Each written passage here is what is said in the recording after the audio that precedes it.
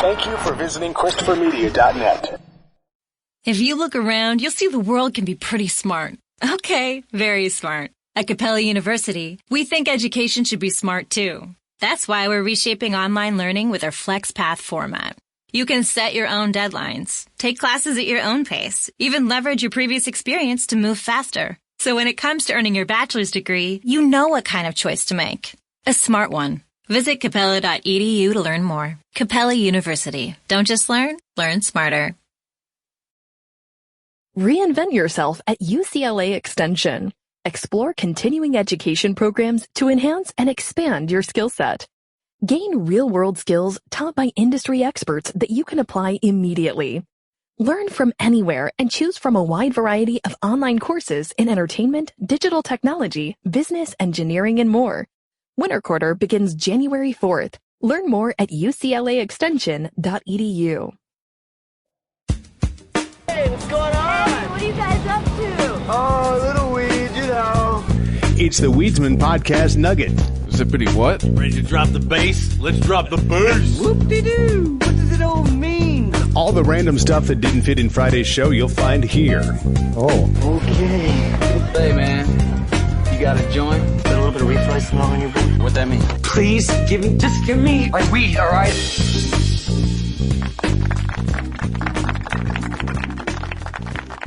Did you ever watch CNN? Or they're still doing them, I guess. The decades. Did you ever watch the 90s? No. Oh, man. That one I'm kind of interested to watch one, though. Like, the 90s would be the one where, we grew up during that time, and we were aware enough that, like... They did movies, TV, music, the president, or I should say United States politics, world politics. I think I would use it as a barometer. Oh, the internet. Oh, okay. And yeah, that makes sense. Thing on terrorism leading up to 2000s and terrorism. Yeah, right. Terrorism. Yeah, that was the rebirth of terrorism.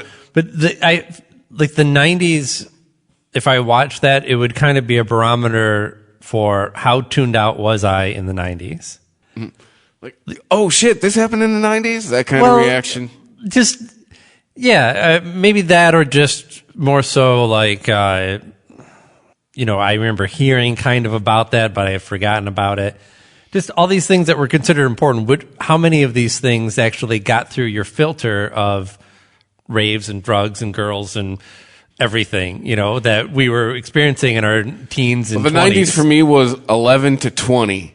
So, I mean, it literally was my teenage years. Right. So, I was kind of tuned in towards the end. Not so much. Yeah. You tuned out more as you went on. I found weed towards the end. Right. Well, because I don't know that I thought about politics really until 2000, until George Bush and the 2000 election and 9/11 and the war and all that. I mean, all these things got me interested in politics and said, whoa, wait a minute. There's some shit going on in the world that I feel like I need to participate a little bit in. It made me, the United States politics, watching Bill Clinton. Wow, dude. It made me realize, he was a real fucking good president. In respects of, just... Here's how he won. First of all, it's showing a roadmap how to win the 2020 election. Yeah. All right. It's a brilliant goddamn move. It showed a campaign ad that what he did is he took issues from the right and he wrapped himself in them. Yes. So they showed this brilliant campaign ad. It starts out with 4 people victims of gun violence. So-and-so killed at home. So-and-so killed at school. So-and-so killed at work. Yeah, so so-and-so killed at whatever. Yeah.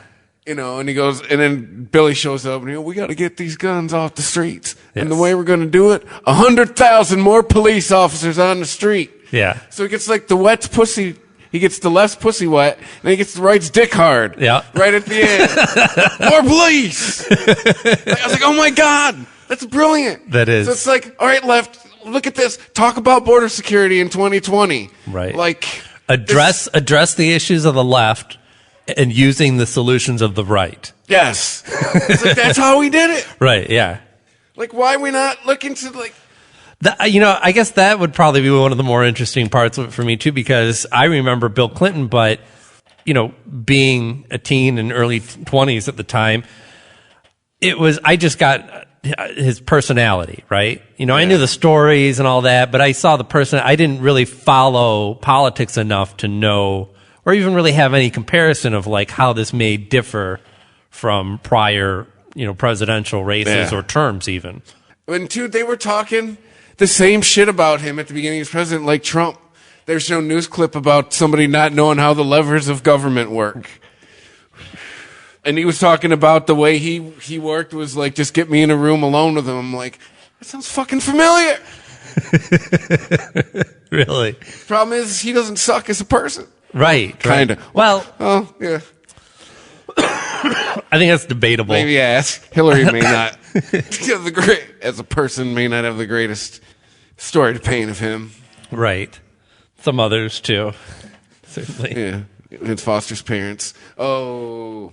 No, that's interesting. I'll have to check it out. I know they're doing the 2000s as well. I'm like, do we need... That wasn't that long ago, was it? It's 20 years ago. Yeah. But then again, when we think about how much of life and discourse and politics has changed since the 2000s, even like 10 years ago, maybe it is a good chance to have a little reminder to the public, hey, we didn't used to be this fucked up, right? We were always kind of fucked up. Showed the first government shutdown that the Republicans caused. Oh, yeah. That's part of why this thing for Trump has been so difficult, because Mitch McConnell has been very vocal about not using the shutdown as a crutch anymore. Have you checked out any of the second half of the final season of Kimmy Schmidt? I have not. It's pretty good. I've got 2 more episodes to go. It's only 6 episodes. Episode 4 is an hour-long kind of special that they do. Sliding Doors is like a running joke in that show, the movie Sliding Doors. And it comes up a couple times, and then Sliding Doors comes on cable. And so they sit down to watch it. And then Kimmy goes through her own Sliding Doors moment where they go back in time and see what if she never got captured by the mole man or by the crazy preacher and got turned into a mole woman, and what happens to everybody else's lives because of that. And Trump plays pretty heavily in it because what's Jane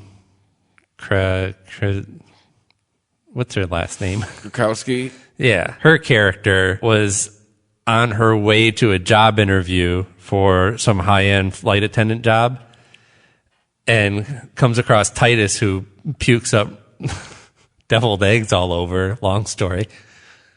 And so she doesn't get the job, so she ends up working at like some budget airline, and she can't find a decent husband because of it.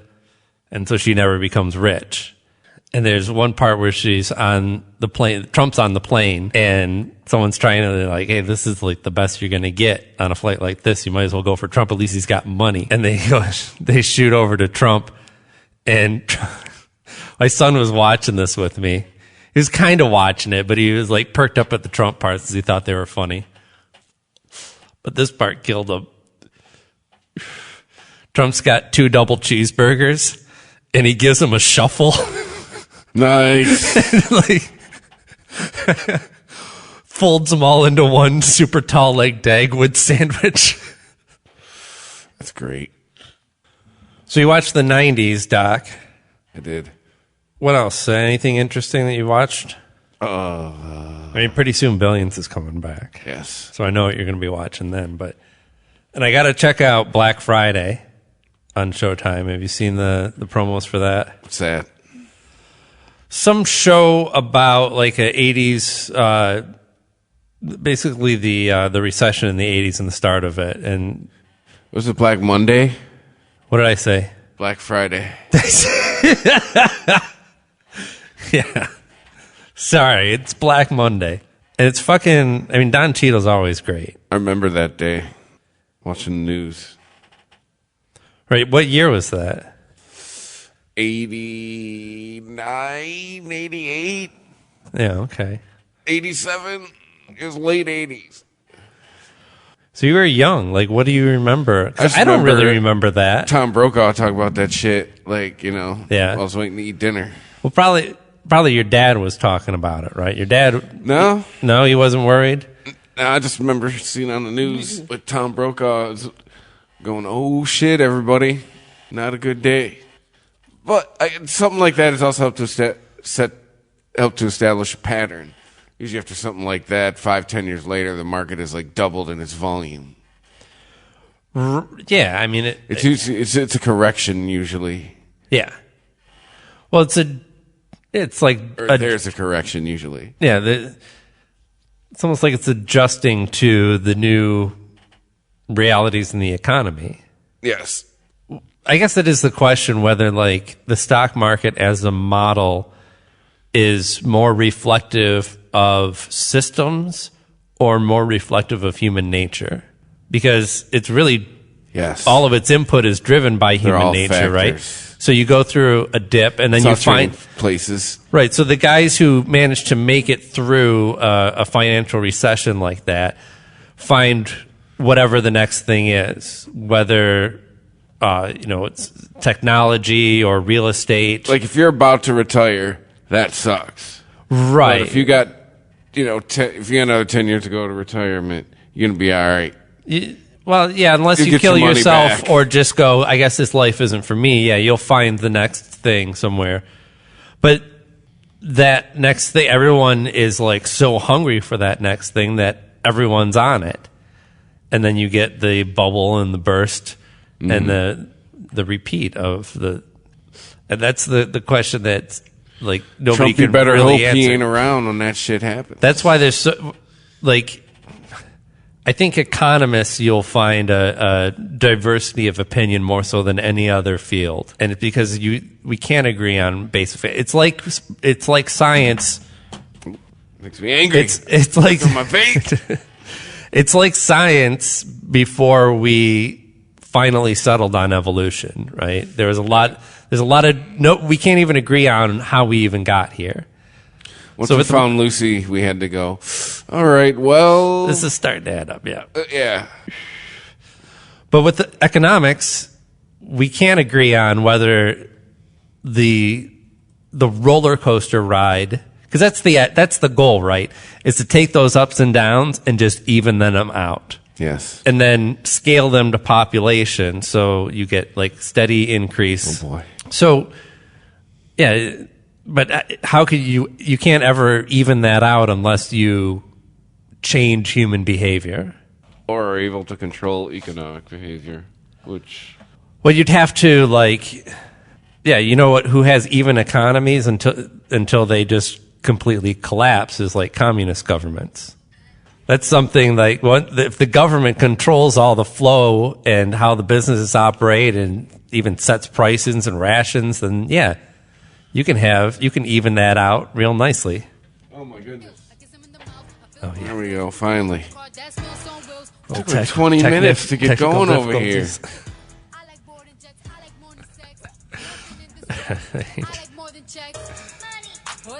This is Opens Twitter. Pink Floyd has been dethroned when you type in money on Google Music. This is me. Opens Twitter, sees Cardi B is right is trending, closes Twitter. I ain't got time for that. She was talking about I'm out here struggling because of the shutdown. She was not talking. She was struggling, was she? I couldn't even watch the whole thing. Yeah. I couldn't. I took the bait. I had to comment. I said, "Please, millionaire, tell us how you're struggling." Right. Well, I think that it's well documented that she knows about being poor. Yes, she's not been poor for a while. Yeah. Well, Cardi B is now officially not worrying about paying her bills. Yeah. But that means that she has more sympathy than most for other people who are in that plight. So, I don't know. Look, Cardi B can speak her mind. That's fine. It's true. She has an opinion, and I'm not even saying that she's necessarily wrong. I mean, it's just that everyone is retweeting this thing as gospel, and I'm like, she's not saying anything. right? She's expressing the frustrations of a lot of people, but there's no solutions in there. There's no like, she's just like, no, this is what you have to do. Yeah, well, I think we all agree that the government needs to be open and operating. Like, that is something that we can agree on. It's the how that is putting us in this place. So does Cardi B's, babbling on Twitter, whatever. I don't really want to judge you because, I'm a person who sends his voice out over over podcasts a few times a week now, and I have a lot of opinions about shit. But honestly, if I was trending and someone was like, "Oh, this is it. This man speaks the gospel," I'm like, yeah, but this guy. I didn't say, yeah. I don't know. Even I would question myself listening back to it. I do. I mean, I have to edit myself, and I'm like, boy, I'm just either wrong there, or I haven't thought this through, or it's whatever. But that's part of, especially on Unregimented, what we like to do is just to have that live debate and not do too much prep where it's just like fact. Oh yeah, well, fact. I do the live fact checking anyway. What's that? I do the live fact checking anyways. Well, yeah. Because I don't want to sound like we're talking out of our ass. Like if we get on somewhere we're iffy on, I'm like, all right, let's make us not iffy on this. Well, there's the hard facts. I as long as we can get the concrete facts down. If we're completely wrong on something in the moment, if we're assuming something, it's like, let me look this up real quick. Right. So we're not assuming something. Right. Like that kind of situation. The Weedsman Podcast. ChristopherMedia.net. Good afternoon. Would you like to try a free sample of our double fudge brownie? Oh, sure. That's very good. I'll just take one more, just to be sure. Yep, still very good. Some things never change, like never being able to take just one free sample. And Geico saving folks lots of money on their car insurance. Is that macadamia nut I taste? Let me take one more. Sir? Yeah, I thought so. 15 minutes could save you 15% or more. Look in your home. Look in your office. Look in your home office. Everywhere you turn, there's so much smart. At Capella University, we think education should be smart too. Our game-changing FlexPath format puts you in control of your master's degree, so you can learn how, when, and where you want. Smart, huh? Yeah, we think so too. So if you want to take the next step in your career, make Capella your first step. Visit capella.edu to learn more. Capella University. Don't just learn smarter. A different future starts with you. That's why GoDaddy does more than help you find a name. You can create, sell, and get found online, so any small business can drive change or build an empire. Because old ideas aren't cutting it anymore. This new year, we need a new generation of thinking, your way of thinking. So whatever you have in mind that will help make a different future, find everything you need to get started at GoDaddy.com. Because the future isn't decided yet. It's still ours to win. Start different at GoDaddy.com. ChristopherMedia.net. The Weedsman Podcast.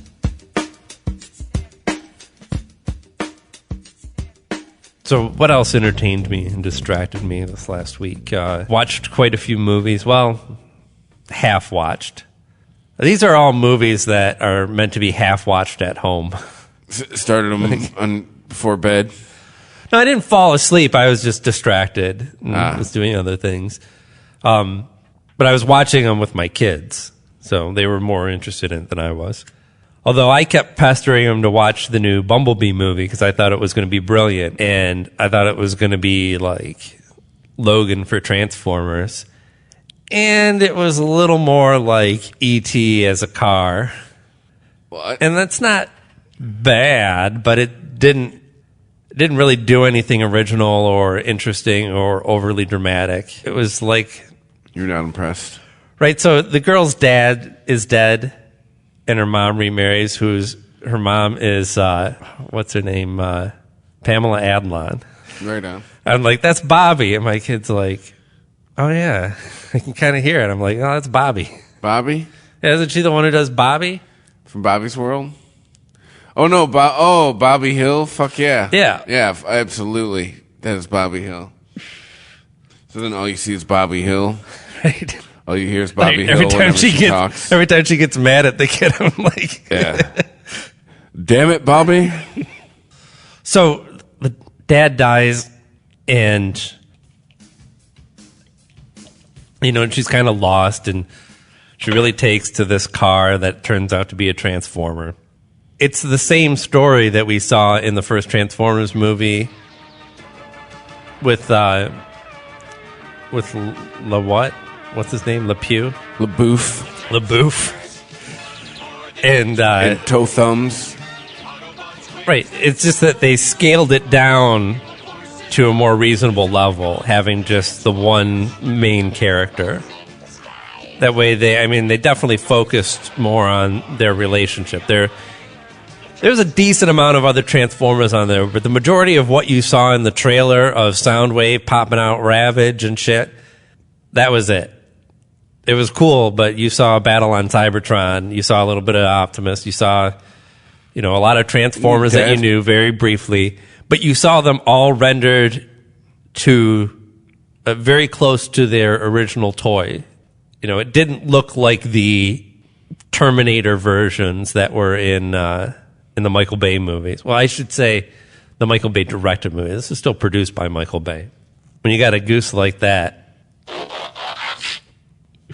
you don't give it up. So anyway, yeah, Dad's dead. Bumblebee comes across a cassette because Bumblebee's watching old movies that she has on cassette while she's trying to fix Dad's old car, the car that he could never get running, and she wants to do it as a tribute to him, and then finds out that there's some recording of her at a dive meet, and her dad's cheering her on, and she used to dive, and she doesn't anymore because her dad's dead. That was the last time she saw her dad, was that video. So, of course, at the end of the movie, Bumblebee gets knocked into the water, and she's like, I gotta dive. I'm like, yeah, no shit. We knew you had to dive at some point. That was Chekhov's gun. Is that the one on the mantelpiece? Like, we saw it. Like, everything, it's not foreshadowed, it's like telegraphed. So it's a little kid's movie in that respect. Face Your Fears movie. And it's one of those things where, like, this is closer to what I want it to be, but still they overlooked so many little things that they could have tweaked that took me out of the movie. And the simple idea of the way that Bumblebee communicates, right?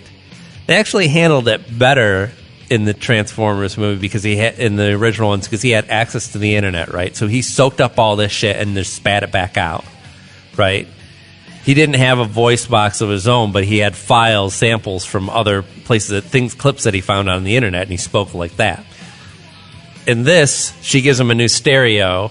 He tunes in and like communicates that way with her. So like she asks him a question, and he's got, not only the song. Does he talk to her in podcast now? He's doing your job on the podcast, yeah. But if you could find like the right lyric at the right time to reply to me, like we're having a conversation, right? A near impossibility to queue up, much less to actually find playing on the airwaves locally within range of your 1987 stereo, that it just happens to be playing at that time. And yeah, you got an internet connection. There was so much of Broadband. this, right? Because it all takes place pre-internet.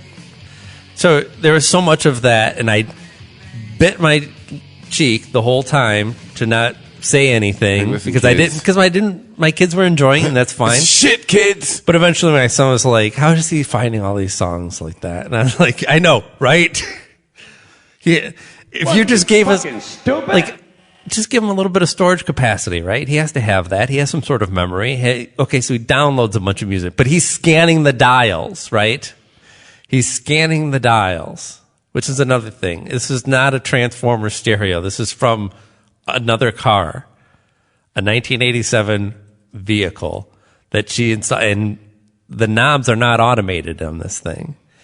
It was like, you remember radios? You used to have an actual, like, however the mechanism worked, you were literally rolling that red line up and down. Yes. and you just had a general range. And it may not even be printed all that well, but it gave you an idea of where you would find the radio station you were looking for. And then came presets where you could just lock it in. So there's no way that transformer could have controlled that knob. Right? There's no way to control it digitally. He could be patched into it and get information from it. But that's how long does this go on? Live feed. 2.5 minutes.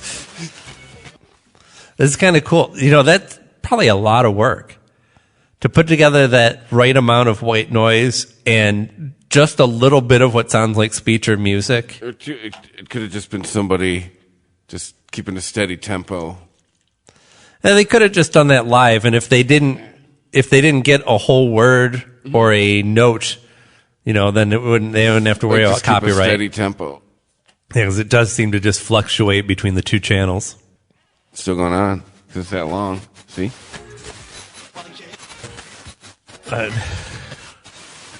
What's that, Bumblebee? Timmy's in the well. That's what it would be like.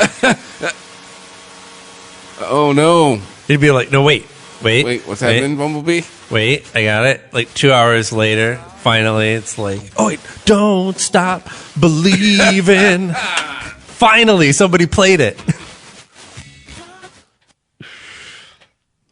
So, the new Weezer album. That's the other thing I wanted to talk about. We were talking about movies. It seems like a divisive the cover album. It's so if the cover of the Africa song, which we've all heard numerous times, so let's just agree that we do not play that song. We can hear every other song on this, but I know that song's on here. An embargo. We don't need to go there again, right? Yes. If that is a big why, then I want to play you the cover. The rest of it is that sold me that nobody has talked about, and Kroll shouldn't talk about any of the article. Well, one article I read talked about it. I'm judging this just on what I heard on ACS. Yeah, no, fuck that. I want to, three people who aren't musicians, tell me about how you're not impressed about this. Right. No, that's how I feel. I know I should never take I'm not going to talk shit. I'm not going to tell the three of them how to do improv comedy. Yes. You guys don't talk shit about music. All right, dude, I went right to this when I saw this. I went right to this cover. Like, if I'm going to listen to anything else, I have to hear this first. Yeah. This is my jam. But again, this is like a Target version, right? But I think they did a good job on this album because like there's an article. My headphones are like. I think maybe you need to crank my headphones up a little bit. It's like quiet, but I brought my other headphones and they have higher impedance. Yeah, perfect. Like, there's an article that said they didn't take any chances, but they didn't break anything either. I think they did a good job of... Wait, I want to hear how they do on the harmonies here. I mean...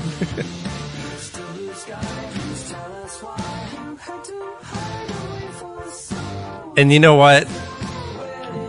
They are... I know it's like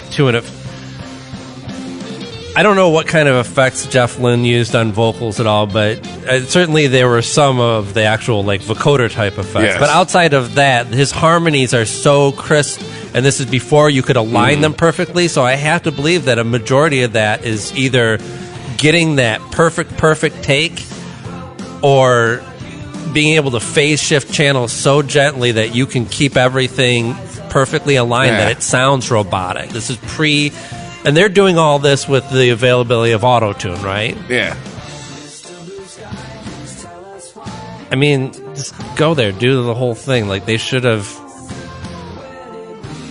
Nobody in Weezer is a good enough singer to do this song without effects. Like, I'm sorry. They're not bad. Yeah.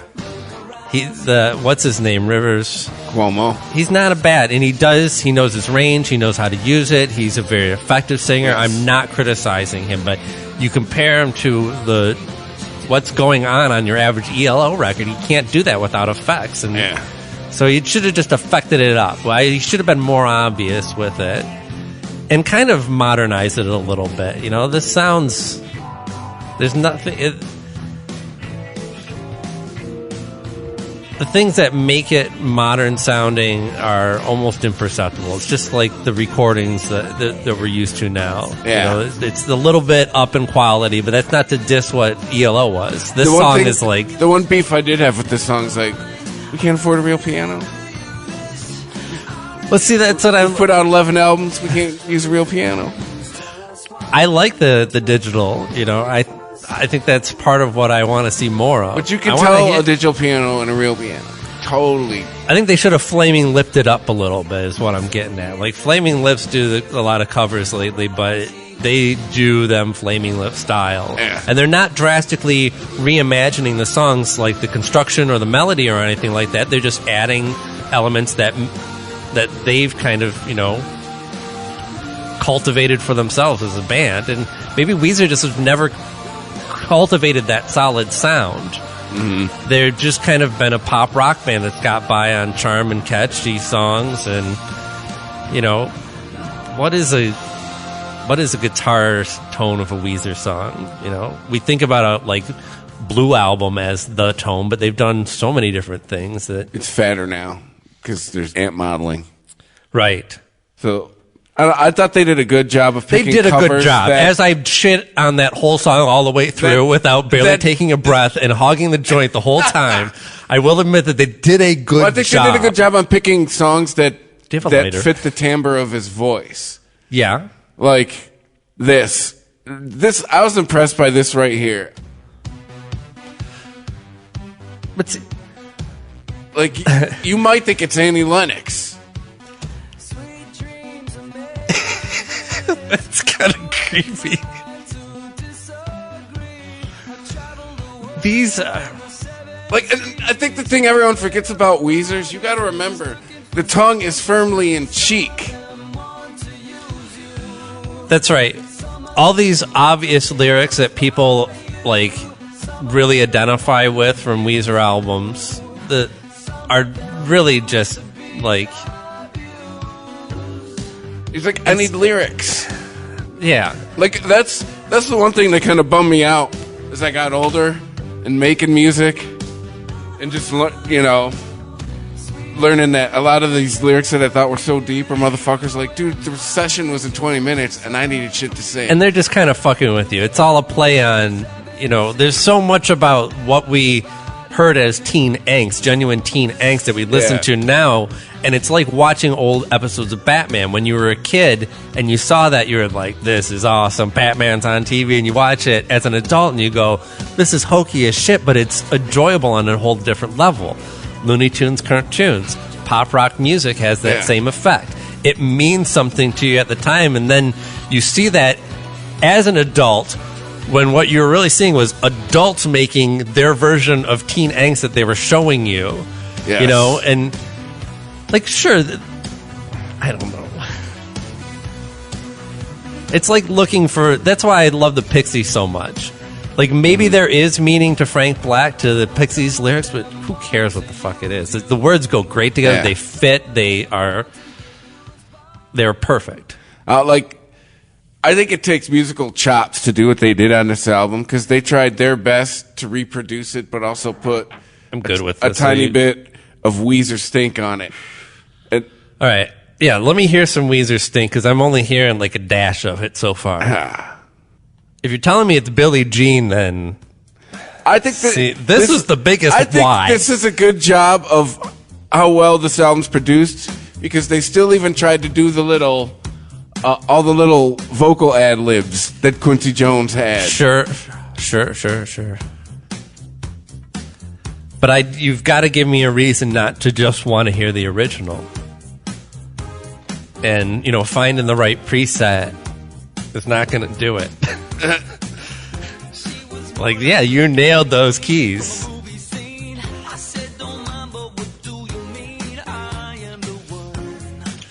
But this song,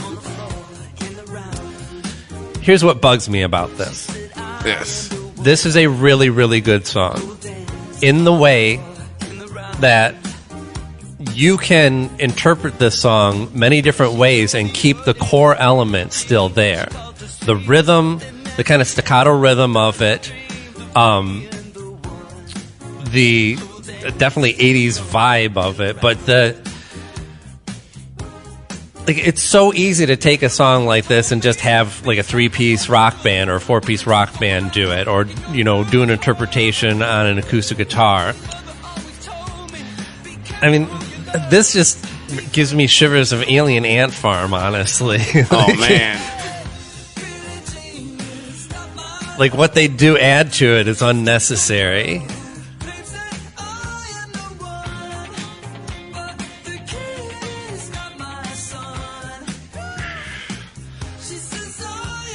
I just hope that this isn't a trend. I think, are we going to have to see everyone do their like karaoke versions? You know what this is? This is, we caught lightning in a bottle this summer and found a way to sell records to 20-somethings. Well, when we're in our 40s. So let's do an album of this to generate some buzz leaning before into the our idea, album that's yeah. coming out in March. They understand the idea that nostalgia is a hell of a drug, and it sells. Nostalgia sells big. I mean, look at every example of culture all the way around you. What do we talk about a lot of times on a lot of our podcasts? Like how shit was.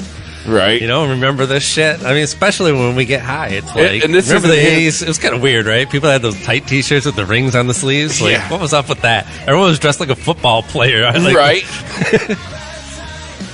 But a gay one. This is not Rivers Cuomo singing. Yeah.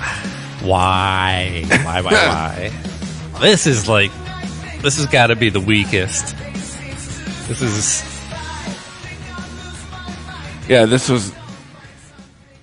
just makes me want to hear the Megadeth cover. To me, that's the best cover. The Megadeth cover. You've never heard the Megadeth cover of this? No. It's actually pretty. Of Paranoid. Yes. Oh, yes, I've heard that. Yeah. I thought I got confused, and I thought there was a Megadeth cover that Weezer did on this album. I take it back. Happy Together, huh? I think it's a fun album. It's a short, easy listen. It's not breaking any new ground. Yeah.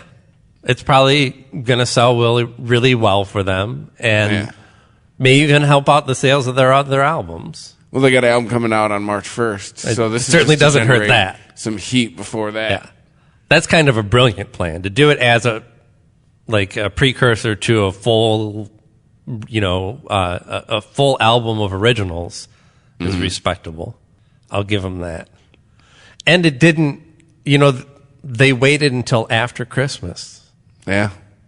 And make the Christmas push. So dumped it in January quietly. As much as I've been shitting on this, there's a lot of respect there in the way that they chose to do this.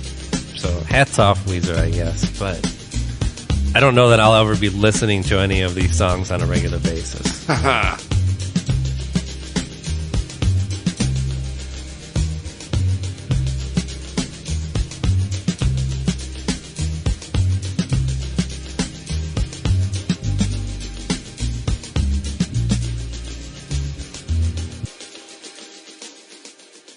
The Weedsman Podcast. ChristopherMedia.net. Hi, friend. It's your home speaking, and I need some favors. Could you turn on some of the lights in the basement? I'm scared of the dark. Also, this one is easy. Could you bundle your home and car insurance with Geico so we could save money? Last thing, just a suggestion. Could you steam clean the carpets? I need a spa day. Geico. For bundling made easy, go to geico.com today. Look in your home. Look in your office. Look in your home office. Everywhere you turn, there's so much smart. At Capella University, we think education should be smart too. Our game-changing FlexPath format puts you in control of your master's degree, so you can learn how, when, and where you want. Smart, huh? Yeah, we think so too. So if you want to take the next step in your career, make Capella your first step. Visit capella.edu to learn more. Capella University. Don't just learn smarter. ChristopherMedia.net. If you like this show, please tell a friend. Please make sure to rate and comment on all your favorite Christopher Media shows. Please follow us on Twitter and like and share us on Facebook. You can subscribe to all ChristopherMedia.net shows for free on ChristopherMedia.net. Thank you for listening, and thank you for visiting ChristopherMedia.net. Thank you for visiting ChristopherMedia.net.